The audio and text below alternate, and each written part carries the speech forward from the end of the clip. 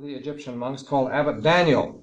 And so there's a little bit about him, about who he was. You see, all these conferences usually start out with a little sketch of who the person is.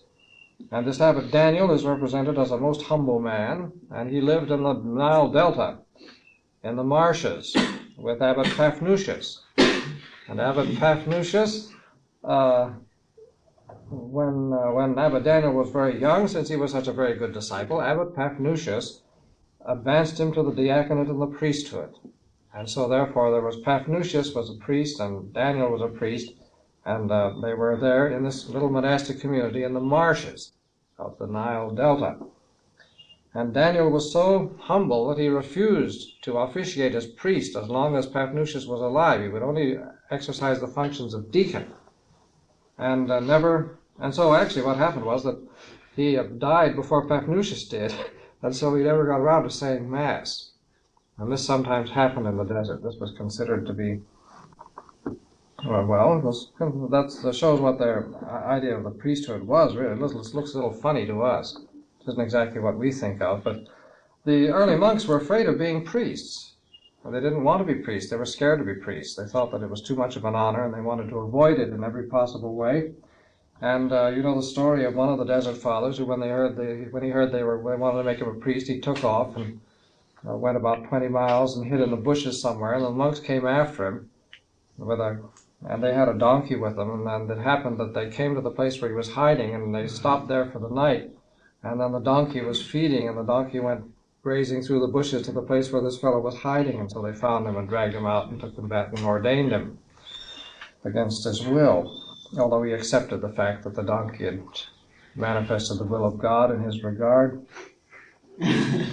So anyway, this is the Abbot Daniel. So here's this Abbot Daniel, and they come to him, Cassian and Germanus, come to Abbot Daniel sitting in the reeds of the Nile Delta or somewhere like that, and they ask him a question. See, they always start out these conferences by asking a question about something. They've got all these important questions, and the question they ask is one that you might well ask, and some indeed do ask in one form or other, and it's the question, why are our thoughts and moods so mobile and unstable?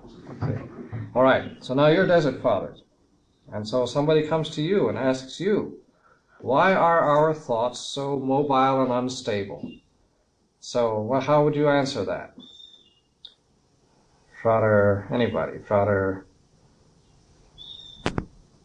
let's see, who didn't answer any? Yes, Frater Aelred, how about that? I'd say it's just because we're human. Just because we're human, all right. In the games on around us, we can't help but take notice of these things and make an impression upon us. That's right. We're just, our minds are open to impressions. And but if we're human, shouldn't we be able to control these impressions? I mean, we're human, but still human nature should be such that we should have a certain amount of control over all these different impressions. Why can't we control them? That really pushes the question a little further back. Well, again, because we're human, I suppose, but we're fallen. Put it that way. Well, has anybody else got any lights on that? Why are our thoughts so mobile? Why can't we control them? Let's follow that through. Father Columban, why can't we control them? Benedict. Dominus.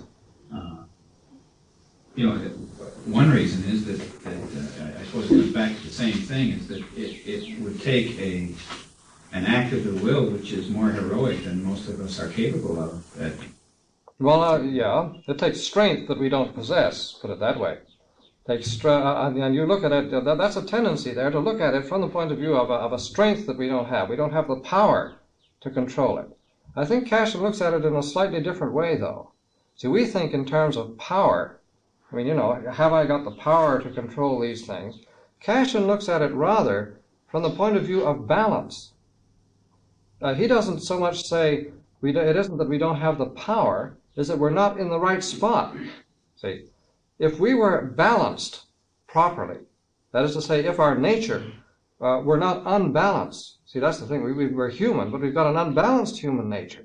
If our nature were perfectly balanced, we would be able to control our thoughts with much less difficulty, and there would be much less distraction. There would always be some distraction, but there would be much less. And the explanation of that is this, that Cassian, you see, we say the desires of the flesh and the desires